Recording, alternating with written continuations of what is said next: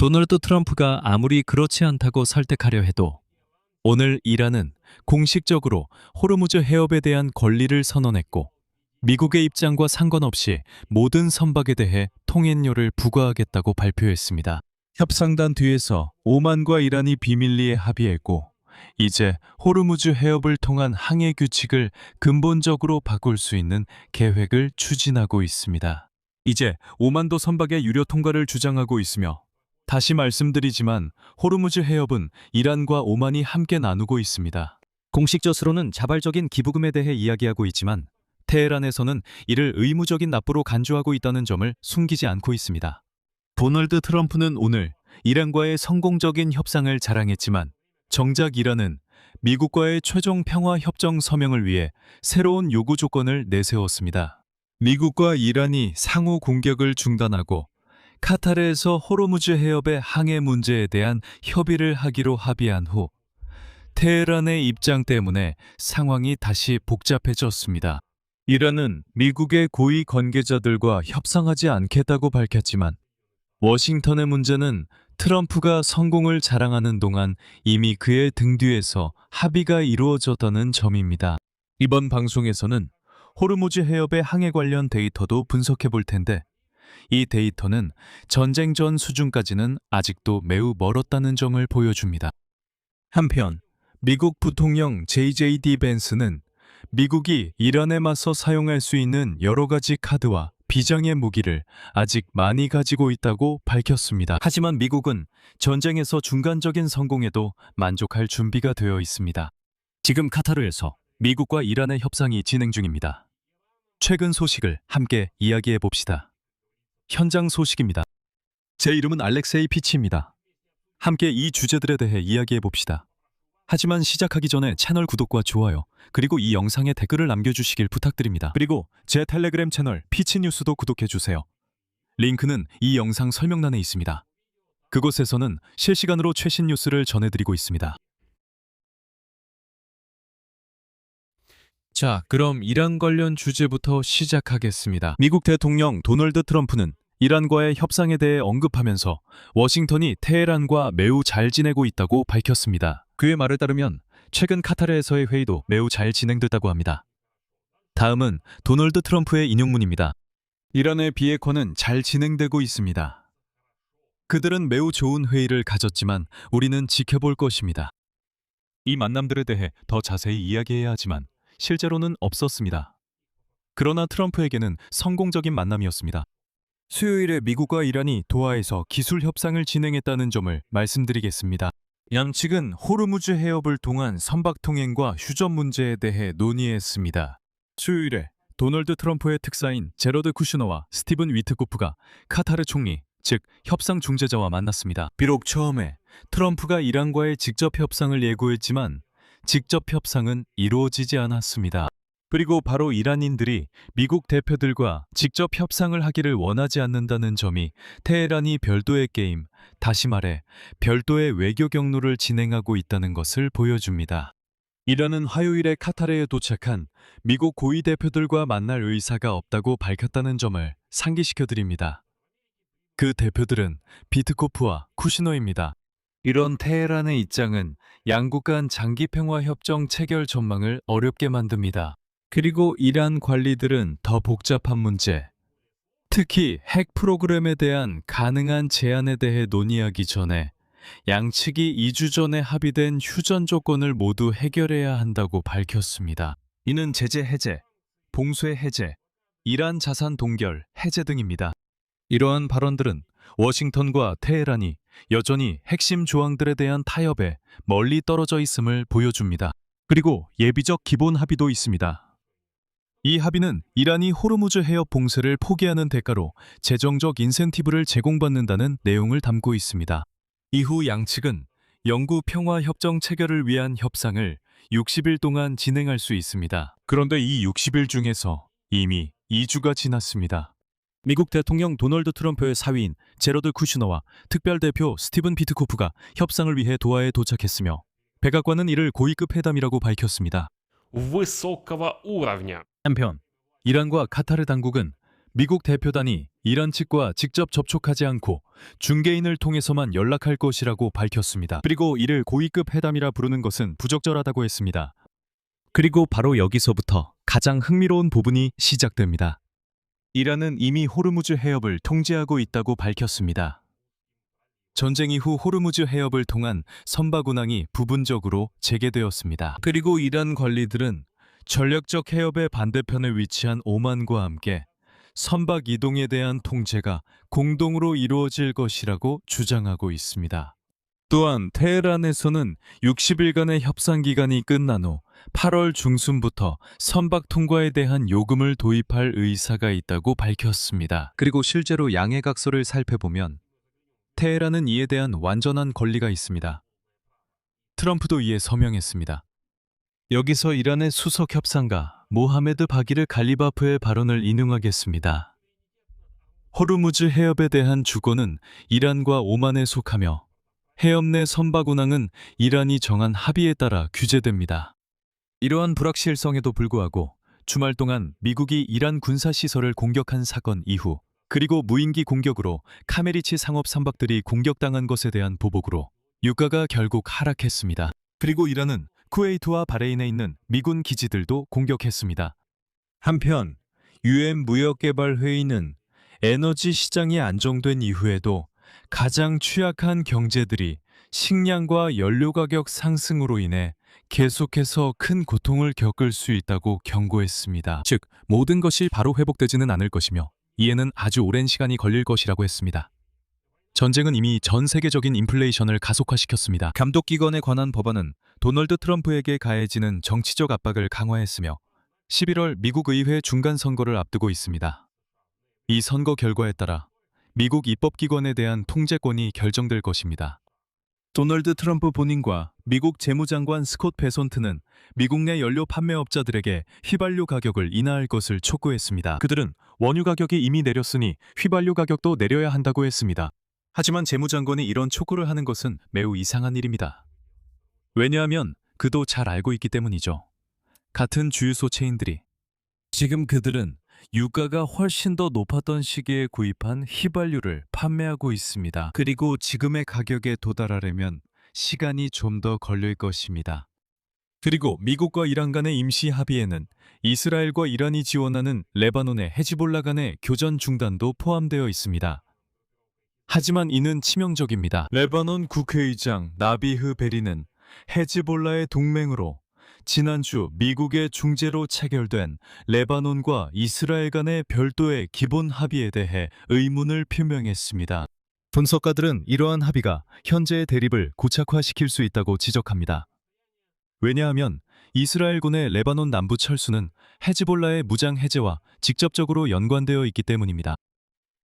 하지만 협상 과정에서 가장 큰 걸림돌은 바로 호르무즈 해협입니다. 도널드 트럼프가 아직 공개적으로 말하지는 않지만 그도 잘 알고 있는 사실이 있습니다. 그리고 그냥 하는 말이 아니라 제가 아까도 말씀드렸듯이 이란은 자신만의 별도의 전략을 펼치고 있습니다. 트럼프는 주변 모두에게 자신의 상황이 아주 좋고 테헤란과도 아주 잘 지내고 있다고 장담하고 있습니다. 하지만 테헤란은 자신만의 게임을 하고 있습니다. 오만과 이란은 현재 함께 추진 중인 계획이 있는데 이 계획은 호르무즈 해협을 통한 항해의 규칙을 근본적으로 바꿀 수 있습니다. 세계에서 가장 중요한 해상 항로입니다. 미국과 이란의 전쟁이 끝난 후 바로 무스카트가 해협 이용에 대한 요금을 도입하자고 제안했습니다. 오만에서는 공식적으로 자발적인 기부라고 말하지만 테헤란에서는 이를 당연한 의무적인 지불로 보고 있다는 사실을 숨기지 않습니다. 물론 자발적이라고는 하지만 만약 그 돈을 내지 않으면 해협을 통과할 수 없다는 겁니다. 그렇다고 해서 누가 강제로 요구하는 건 아니고 모든 것이 자발적으로 이루어진다는 식이죠. 이 방식의 작동 원리를 설명하겠습니다. 오늘 알려진 바에 따르면 오만은 이미 미국과 다른 서방 동맹국들에게 호르무즈 해협 이용에 관한 새로운 메커니즘에 대한 공식 제안을 전달했다고 합니다. 문서에 따르면 선박 운송 회사들은 세금 형태의 기여금을 내야 합니다. 이 해협에서의 선박 운항 안전 보장을 위해서입니다. 오만 측은 이러한 납부가 자발적이며 전통적인 관세나 통행료가 아니라고 주장하고 있습니다. 말라카 해협과 싱가포르 해협의 모델을 본보기로 삼자는 제안이 나왔습니다. 이곳에서는 이미 수년 동안 정부와 민간 기업이 자발적으로 일정 금액을 납부하는 특별 기금이 운영되고 있습니다. 이 기금은 해협 항해 안전 지원에 쓰입니다. 하지만 이란 측은 이러한 합의를 다르게 해석하고 있습니다. 그리고 이란의 한 고위 관리는 이 납부가 의무적이어야 한다고 밝혔습니다. 그 돈은 이란과 오만이 반씩 나눌 것이라고 합니다. 그는 이 해협은 공동의 해협이며 우리가 돈을 걷어 반반 나눌 것이라고 말했습니다. 중요한 것은 미국과 이란 간의 전쟁이 일어나기 전까지 호르무즈 해협은 그대로 남아 있었다는 점입니다. 열려 있었고 이것이 중요한 국제 해상 통로였으며 선박들은 완전히 무료로 이용할 수 있었습니다. 이렇게 수십 년 동안 운영되어 왔고 그곳은 꽤 안전했습니다. 하지만 그것은 도널드 트럼프가 이란을 공격하기로 결정하기 전의 일이었습니다. 하지만 전투가 벌어지는 동안 이란은 사실상 해협을 장악했고 선박의 이동을 차단했습니다. 이로 인해 전 세계 석유 가격이 급등하게 되었습니다. 여러분도 기억하시겠지만 유가가 배럴당 $100를 넘었고 전 세계적으로 연료 가격도 올랐습니다. 전쟁이 끝난 후 테헤란은 해협에 대한 통제권을 경제적 수단으로 활용하겠다고 여러 차례 밝혔습니다. 이란 외무장관 아바스 아라치는 이미 호르무즈 해협이 통항이 완전히 무료였던 전쟁 전 상태로는 결코 돌아가지 않을 것이라고 밝혔습니다. 그런 시절도 있었고 이후 트럼프가 등장했습니다. 하지만 워싱턴은 호르무즈 해협 통과를 통해 수익을 창출하려는 어떤 시도도 단호히 반대하고 있습니다. 하지만 미리 말씀드리자면 워싱턴의 의견이 무시될 수도 있습니다. 미국 국무장관 마르코 루비오는 미국이 그것이 관세이든 수수료이든 자발적 기부이든 어떤 명칭으로 불리든 모든 지불에 반대한다고 밝혔습니다. 그는 우리는 그것을 어떻게 부르든 상관없지만 통과는 무료여야 한다고 말했습니다. Проход должен быть бесплатным. 앞서 미국 대통령 도널드 트럼프도 선박이 호르무즈 해협을 통과할 때 통행료를 부과하는 아이디어는 받아들일 수 없다고 밝혔습니다. 그는 지난 봄 오만이 이러한 조치를 지지할 경우 군사적 결과가 따를 것이라고까지 위협한 바 있습니다. 그럼에도 불구하고 미국 협상가들은 계속해서 마스카트와 협의를 진행하고 있으며 타협점을 찾기를 기대하고 있습니다. 즉, 이제는 거부하지 않습니다. 이제는 이렇게 말합니다. 이제 이란만 원하는 게 아니라 오만도 요구하고 있으니 우리도 한번 합의점을 찾아보자. 혹시 이해하지 못하셨을까봐 제가 이 생각을 다시 한번 강조하겠습니다. 이란은 지금 마스카트와 합의했고 오만에게 이 모든 굳은 일을 떠넘겼습니다. 그러니까 이란이 적극적으로 이 아이디어를 추진하는 게 아니라 이제는 오만의 아이디어가 된 것이니 협상을 해야 한다는 겁니다. 그리고 오만 외무장관 바드르 알부사이드는 자국이 통과 자체에 대한 요금을 도입하자고 제안하는 것이 아니라고 강조합니다. 왜냐하면 이것은 국제법에 위배되기 때문입니다. 그러니까 오만 사람들은 이렇게 말합니다. 들어보세요. 의무적인 지불은 전혀 없습니다. 대신 그의 말에 따르면 이는 해상안전보장, 사고처리, 환경보호 서비스를 위한 자금 조달에 관한 것입니다. 전쟁 전엔 모든 게 잘 돌아갔다고 반복하지 않겠습니다. 그런데 이제는 모든 것에 돈이 듭니다.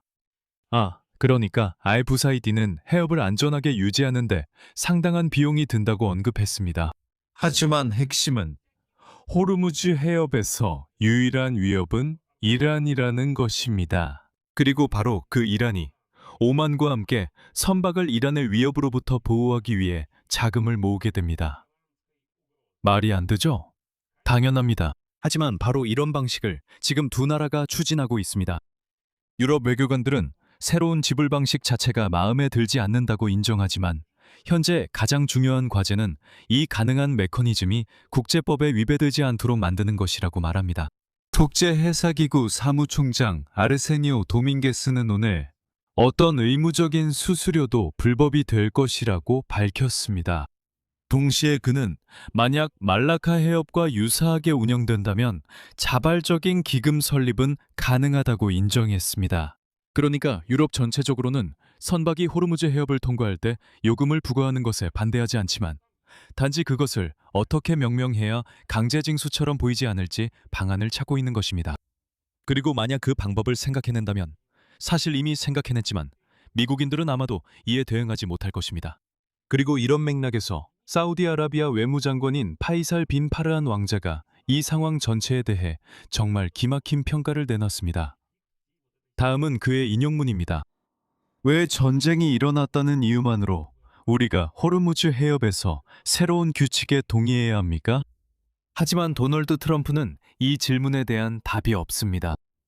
이제 가장 중요한 부분입니다. 마스카트에서는 이미 트럼프의 특사인 비트쿠프와 쿠시너가 카타르에서 뭔가 협상을 하고 있는 동안 조만간 이란과 오만은 호르무즈 해협의 향후 항해 체제에 대해 공식 협상을 시작할 계획입니다.